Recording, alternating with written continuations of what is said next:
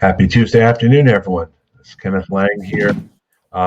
Yeah, Jeff and I was actually thinking we were just kind of enjoying before. We could do a Tuesday afternoon by the Moody Blues. I don't think anyone would listen to us speak or sing, but it would be really cool. We're both characters. Go what? Yeah, exactly. Um, Jeff and I have wanted to talk for the really longest time, and you've been all over the place. I've been all over the place. And the topic we wanted to, I think, talk about today was a lot of the mistakes the job seekers make. And I got to tell you, I've seen a lot of them. I've made a lot of them, and I'm sure um, I'll keep making some because you always have to be evolving. So, what got you, or what interested you in even having a discussion like this about the mistakes that job seekers make? It starts off with the fact that so many job hunters listen to the wrong people, take bad advice, and frankly, most are amateurs. And in being an amateur, you don't know that you're making mistakes. You've gotten on the conveyor belt of the systems, Mhm. you get moved along by the system, and you haven't really evaluated it with a professional's eye. And I'm not claiming I'm the best professional on the planet, but Right. here's the fact: 40 years in search, and now 5 more years as a career coach. I've seen a heck of a lot, and I know what works and what doesn't work, not just simply as a headhunter, but from the job hunter perspective as well. So the notion of trying to help people adopt a professional attitude toward their careers is really what got me interested in doing this and correcting all these mistakes. I think the challenge that I have quite a bit is that there's no path to anyone can be anyone can be a recruiter, or anyone can be a career coach, or anyone can write resumes, and it's hard to know who to trust and not to trust in terms of what to do. And there's so much information out there. Hopefully, Terry, hopefully your sound has come back. I got Dave Shuckman here from Woohoo! in the house from Mercer County, and I have Jude Gall from Windsor, Ontario. Um, I know that the biggest challenge most people have is knowing who to trust and how to make sense of what's out there. And I think the biggest mistake that people make is that they listen to people, but sometimes they don't question if the information they're getting is even relevant. I mean, they just take the word of the person on the other end. What do you think about that? Well, who do they go to for advice? Right. If you're 24 years old, you go to your friends who know as little as you do.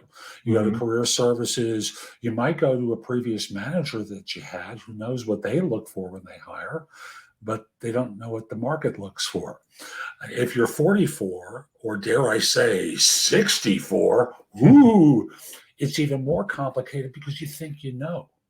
And you forget about all those times you got rejected, and you just focus in on, got a job. I'm working at this great place. And you forget about all the times you made the dumb mistakes that proved costly. So I start off with, yes, they go to the wrong people for advice, but I'm going to even go further than that. I'm going to say people outsource their career management to their employer, and thus they trust their employer to look out for their interests, Hmm. and then they wind up in bad situations that force them to need to look. And along the way, they forgot about the importance of owning their career. They forgot about the importance of staying in contact with their connections, let alone networking, to get to new people. And the result winds up being that, people lurch from job search to job search and wonder why there's no one there to help them. I think the more you know as a job seeker about the process, the easier it is to maybe not make peace with it, but understand it. You know, I think the biggest mistake that a lot of job seekers make is that they don't do a lot of the work that's involved to get the job. It's not as simple as just sending a resume or applying online. It's building relationships, and that's something which is something I've tried to do. I know you have as well. And I understand the job hunter side of this, which is, I'm busy doing my job. And, I just saw this ad and I've got a resume, so I'm just going to send it in. And they do nothing to tailor the resume to the job and then wonder why they don't get a response. And there's just millions of mistakes like this. The broken watch is right twice a day. It doesn't mean that you're going to use that as your watch, but Right. people use that with their resume. And it has an impact on outcomes because you miss out on things that you could have gotten interviews for. So I'm going to put up a couple of comments. Sally, I hope I'm pronouncing it right, FICA. It's tough finding current information about hiring practices. And I would probably say finding good information, good current information about hiring practices, because different places have different ways of going about it. And I think a job seeker is somewhat challenged at knowing what the process is, for sure. And I know David, and this is a very true thing. What worked for you before isn't going to work now. And whether it's a resume, or how you actually get the jobs, it's a different world. And there are a lot of silly mistakes people make that I call people out on, and it's something that most people wouldn't think about. If you're going to have an email address, don't do an AOL, don't do a Yahoo. No, you're laughing, but so many people still have those, and it dates them.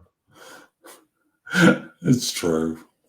I'm sorry for laughing, folks, but at least get a Gmail account and have it forwarded to your AOL or Yahoo address. And even the idea of a physical address. I mean, we don't fax resumes, we don't mail resumes.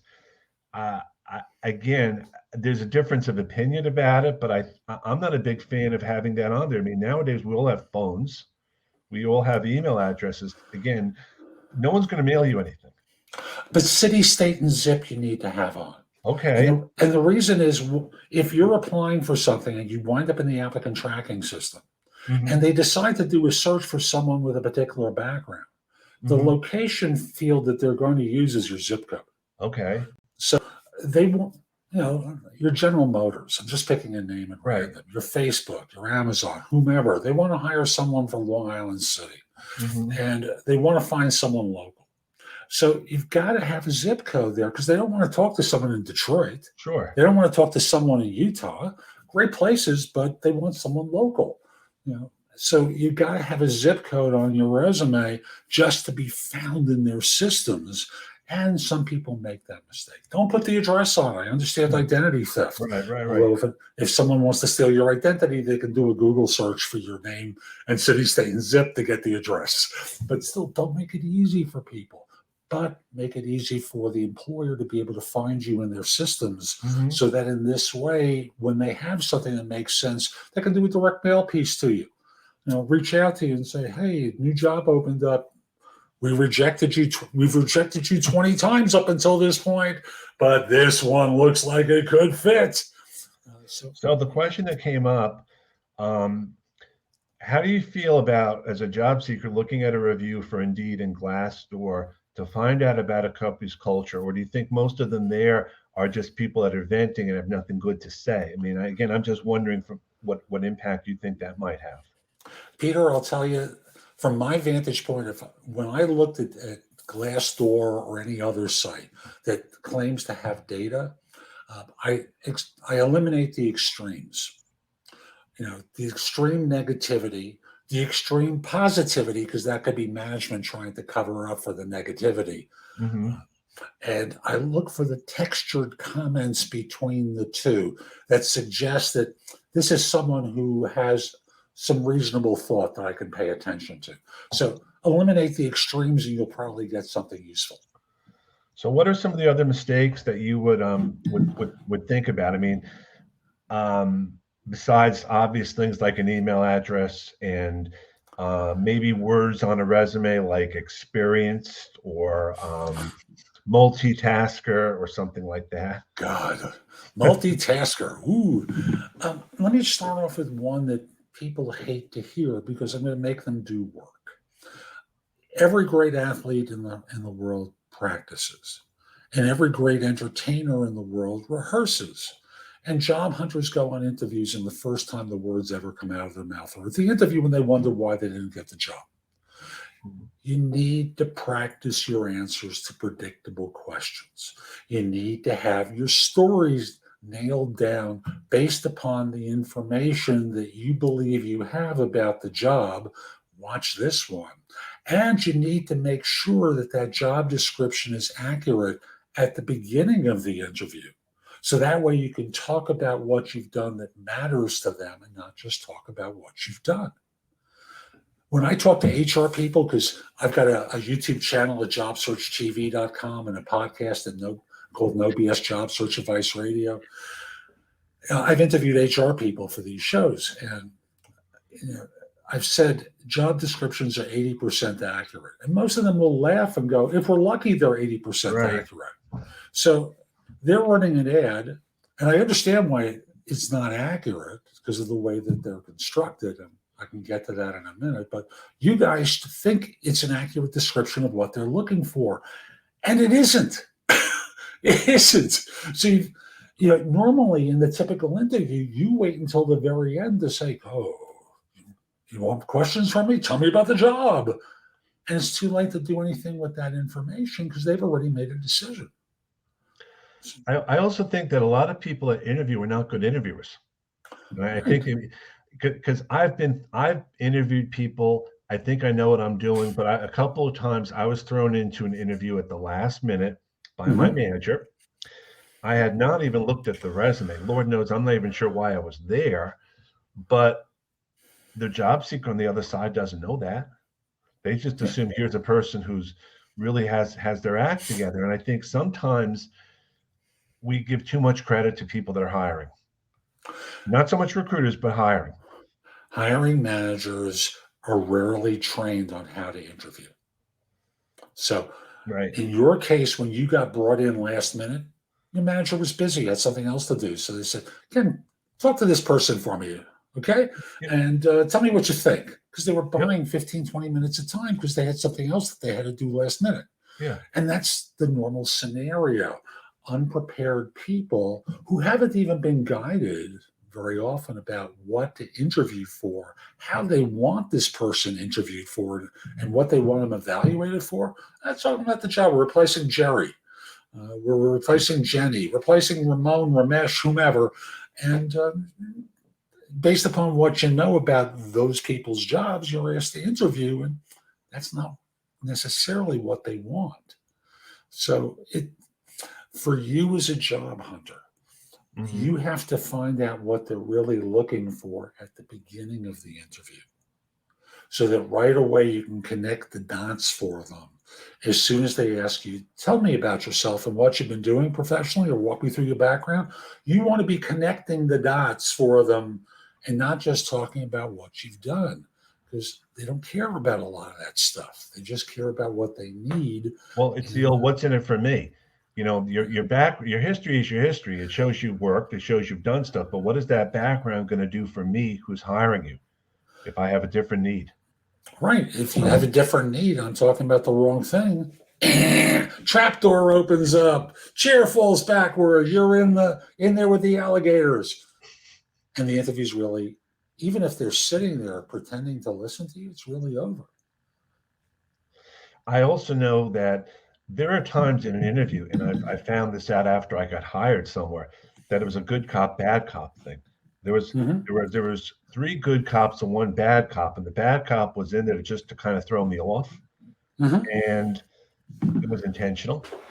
I found out later on that this was a bad cop, and we, once I passed the muster, it was better. But again, knowing that when you go in, they're going to try to trip you up when you do things, and you can't be rattled by that. You just try to make it a conversation as much as possible. I just think I think a lot of it is the narrative right now. I get so tired of hearing a lot of the narratives that are out there. Job seekers can definitely take control of things. I think hiring managers are their own worst enemy, but we have to make sure that we don't make the mistakes that have been we've been told all the time, and there's got to be other mistakes as well that we have to lets job seekers know they should not be doing. And there's so many of them. You know, not spending any time on LinkedIn, not updating your profile when you've accomplished something significant, being rude to recruiters. And I know everyone hates recruiters and with good reason, but they're an easy gateway to opportunities. And frankly, the person who gets ahead isn't always the smartest. They don't always work the hardest. And those are great qualities to have, but it isn't necessarily what gets you ahead. People get ahead by being alert to opportunity. And you want to interview the recruiter. I mean, I've asked recruiters, what is your relationship with the company? Are you a main vendor? I mean, have you placed people before? Are you preferred? Because it helps me whether they know whether they're going to be honest or not. I can't be sure, but I want to kind of interview them as much as possible.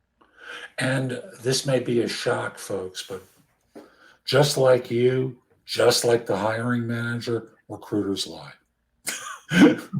They exaggerate their experience, just like you do, just like hiring managers do when they're trying to bring you on board. Like LinkedIn had this thing recently where they're talking about how people are continuously interviewing and people are jumping quickly from one job to another as though there's a crime in this. And the statistic is within 6 months, 30% of people change jobs again. Right. And the reason is pretty simple. Hiring manager lied. Well, but they yeah, to answer Sally's question, they're trying to trip you up because they want to see how you handle pressure and negative situations. It's not always going to be a walk in the park. The person I'm referring to specifically, she wanted to see how I would work with an ordinary manager who would question everything that was asked. And she asked me questions that were not true, that were ridiculous. And she just wanted to see how I would handle myself. It wasn't about the answer, it was about how I would handle the situation. And I think even when you're interviewing or even when we're chatting, it's a conversation. And even if it doesn't lead anywhere, it's good practice. Even if they trip you up, you've learned because they're not your friend, and recruiters also are not your friend. They may want to support you, but their business is to find a person for the hiring manager, whether it's realistic or not, whether the hiring manager's expectations are realistic or not, they have a job to do and they can't change that. and you're not paying them, so they don't Right. work for you.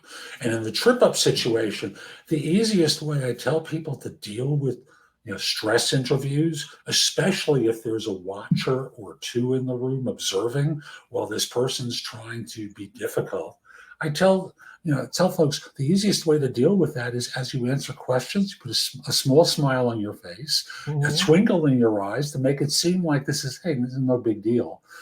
And when they try and squeeze you harder, the smile gets even bigger because what you're doing is drawing them in. Especially like a couple of times, someone will call, the cell phone will go off and they'll have a call. And the first time it happened, I was really upset, but I found out later on through talking to people that these are the things that they do to trip you up. How are you going to handle something like this? Are you going to just kind of let it slide off your back, or are you going to get upset like you're disrespecting me? And you don't know sometimes what the method is, but it's part of the process. There's so many little things. Like years ago at one of the banks, one of the tricks used to be, I'm going to illustrate this. The interviewer would be talking to you, and he'd turn around and and it was always a he'd turn around and start looking out the window, turning his back to you, and they just want to see whether you got annoyed at them. There used to be a time where people smoked, and they would pull the ashtray close to them so you didn't have access to it. Anything designed to make you a little uncomfortable, keeping you waiting for a long period of time. When we used to do things in person, as we will again at some point later this year, early part of next, at some point in the future. Keeping you waiting is another trick that firms use to try and see whether they can throw you off your game and how you recover. There's just a million things that they do. Can I name some common reasons? Yes, Alex, can you name some common reasons? I have my thoughts. I'd be curious to get your thoughts. So the number one thing is, of course, they never practice for the interview. Hmm. As a result, they make stupid mistakes. They should know better. They may be well qualified based upon the job description, but the job description isn't accurate. Uh, when firms hire, competence is only one thing they look for: self-confidence, character, chemistry, maybe a little bit of charisma, because charismatic people tend to always do better than non-charismatics. That you seem to care is another thing. And one that I added recently is that your ability to connect with them as a person helps to have you improve. All of which adds up to they trust the person sitting opposite them. Trust is the major thing that differentiates one person from another. And unfortunately, too many people recite facts and don't do enough to create a human interaction that allows people to perform. Your conversation with the interviewer should be fluid. That's the connection. Don't give a long list of accomplishments without context. If the phone rings, just resume the conversation. Absolutely true. Yeah, I think one of the things that was a fault of mine is I spent so much time getting nervous and worrying and overthinking what I was going to say and do, and then I realized at some point, the more I did it, the more stressed out I got. That's not to say I wasn't a little bit nervous talking to someone, but I just felt confident in my ability because I had prepared, and I wasn't going to let a little thing slip me up. But it takes a while to get there, and it's common. It's human nature to be concerned about stuff and bad Mhm. things because you're out of control. And the challenge is like Michelle said, you want to make it a conversation, a fluid conversation, as much as possible because it's just two people talking. You're interviewing them as much as they're interviewing you. And in that conversation, sometimes you have a bad person on the other side of the desk or the video camera who can't carry their weight. And they act stiff, robotic, making it hard to connect. And that should be irrelevant to you. They could be an analytic personality type, Hmm. and that becomes a signal that you have to conduct yourself in a particular way, perhaps different than you might normally. And it's data to file away in your decision making as to whether or not you feel comfortable working for this person or working for this organization. I don't presume to know whether uh, I'll use Michelle as because she was the most recent person you popped up on the screen, Uh, whether she has an analytic personality or more fluid, and she'd be more comfortable with that kind of person. But whatever it is, there's behavioral cues that people mhm. give in the course of the interview that are useful for you in making a decision between one opportunity and another. So one mistake, and I don't know that I agree or not, but one thing that has been brought up is if you're going to be hiring, if you're going to be interviewing with someone, do you connect with them on LinkedIn before the interview or You or know, even after? I mean, again, and I'm curious to get your thoughts on that. I don't think it really matters anymore. Hmm. Doing it before, it's not like you're going to get anything from that.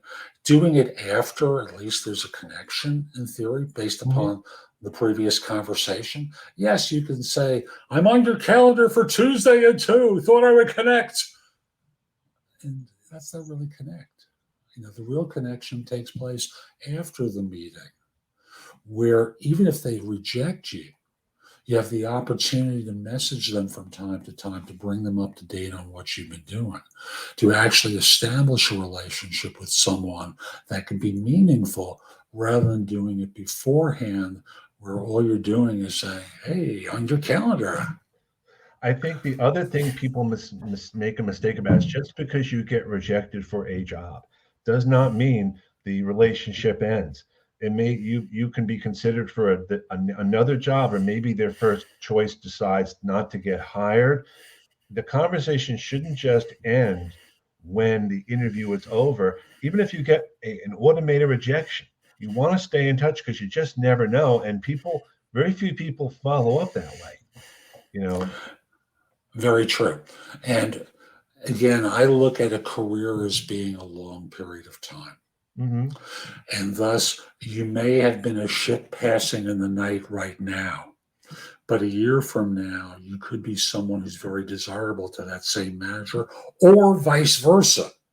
And thus being able to stay in contact from time to time. I'm not saying every week, but every 6 months ish, certainly at Christmas, Hmm.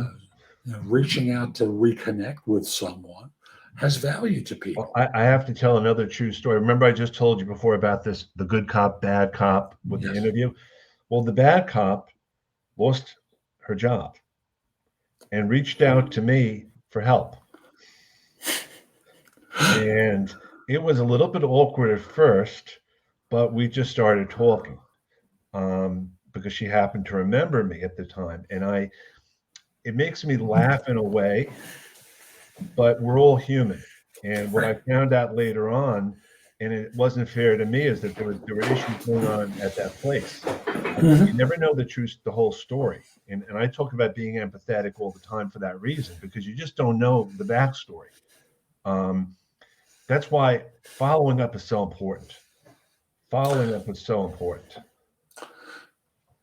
And it looks like you're looking at a question coming from Yeah. someone. Yeah, I am David Schuckman. I was rejected by an employer in late 1999, but got hired for another role in that company in 2000. Stayed with them for 12 years. Bingo. Yeah, I mean, and I got rejected from a company that I got hired at 6 years after because I applied again.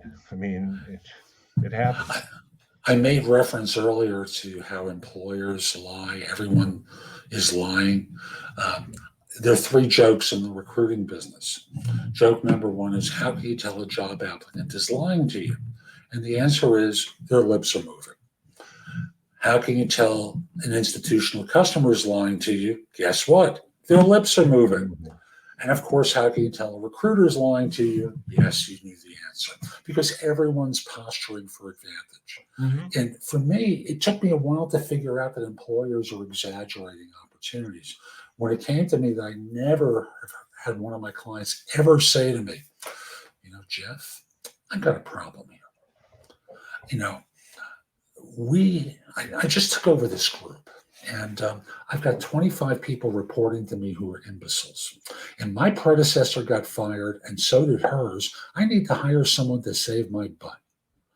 They will put on happy smile button faces and talk about a great opportunity with a terrific team of people. Have I mentioned we're like family around here? And of course, it's the family that are in the holiday movies that want to strangle one another. But they never tell you that. Nor do they ever tell you what happened to the last three people who sat at the same desk they're going to ask you to Well, sit. that brings up a good question. One of the things I always ask when I'm interviewed is this a new position or are you filling an old position? Because sometimes that gives me insight. I mean, if they're hiring someone who's been there before for the same job, um, it's different than if it's a new position because it gives me different questions to ask. When And it's a but replacement position and you ask yeah, them what happened to my predecessor, most exactly. of the most of the time they'll say, well, they got a better opportunity to join another firm. But no one asks the follow-up question, what made it Why? a better opportunity? Yeah. Because one thing I know from most of you is, unless you're actively looking for a job, most of you were buff recruiters. So what made it a better opportunity that this time they listened, went on the 4 interviews, took the offer, and got the heck out of it. So you have to always ask the follow-up question, and you can do that with the team as well, because I presume you're going to interview not just simply with the manager, but with people on staff as well. I know one of the challenges I've had over the years is try to get hiring managers engaged in conversations like this. And it's not a coincidence that they don't want to, Of um, course, whether it's on LinkedIn or a conversation like this.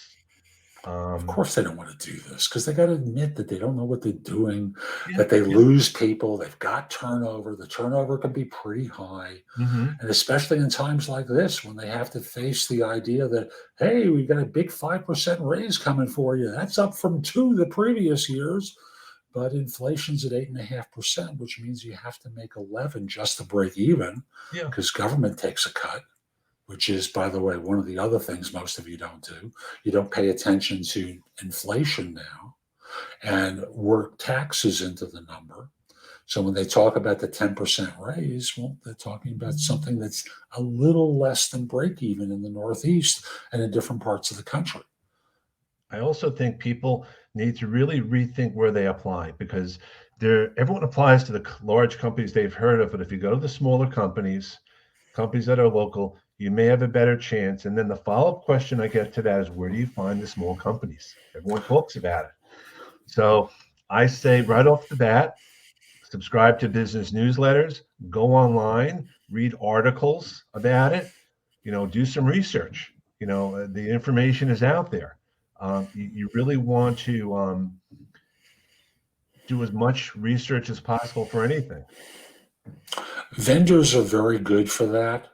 Mm-hmm. People who provide services, uh, accountants, like mid-sized accounting firms, reaching out to them and talking to the partners and saying, look, you may have a client that's looking for someone like me. I want to Mm-hmm. forward a resume to you. Just keep it. Uh, One of the owners may say something to you, refer me at that point. And if you're in technology, there are any number of software vendors who Right. sell the product that you may be using, and you talk to the vendor sales rep, and often they're willing to provide a referral to one of their other clients. One thing I also started to suggest to people who complain about the automated the tracking systems, go to one of their seminars. Go to an iSIMS or a Taleo seminar on just to learn how the product works. I mean, you may not be able to get specific insights into the company, but you get an idea of what they do. It's like doing some reverse interviewing. I do that a lot with LinkedIn automation tools. I go to sessions. I want to know how they automate, so I know what not to do. And sometimes, it's funny, but it's true. You learn some of the practices, and it gives you a chance to ask questions. Job seekers don't go to enough sessions that are really not meant for them. You can go to a recruiter session, you can go to a LinkedIn recruiters event, you can go anywhere and be there. They're not checking an ID at the door. I have an interview coming up in the next 2-3 weeks with someone who owns an ATS firm. And he Okay. talks about how the service works, what they want to see in it, where they want to see it in the document, and the programming that firms can do to their data dictionary that allows them to see, to identify people. And I'll just simply say, if you don't use the same language as in the job description, you can't assume that the systems will be programmed to identify your term versus the one that was in the job description. No one has time. Mm, And they also want to see it earlier rather than later.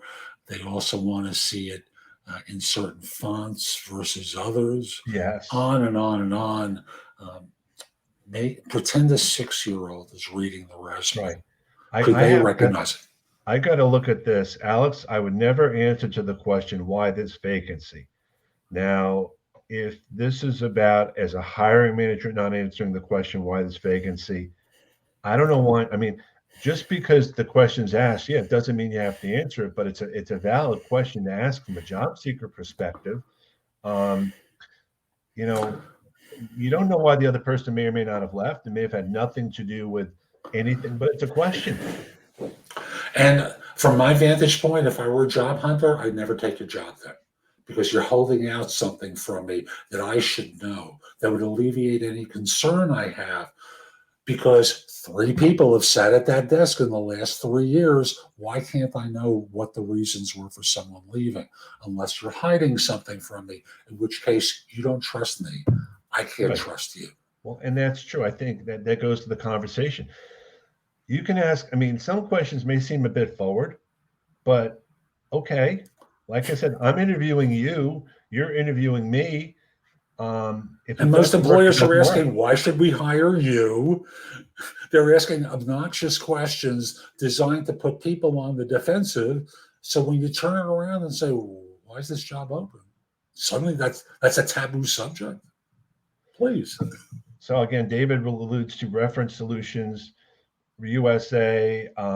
There's a great place to find local companies, and I would absolutely look them up. Look for people on LinkedIn, connect with them, talk to them. You just never know where a job is going to be and where it's going to be.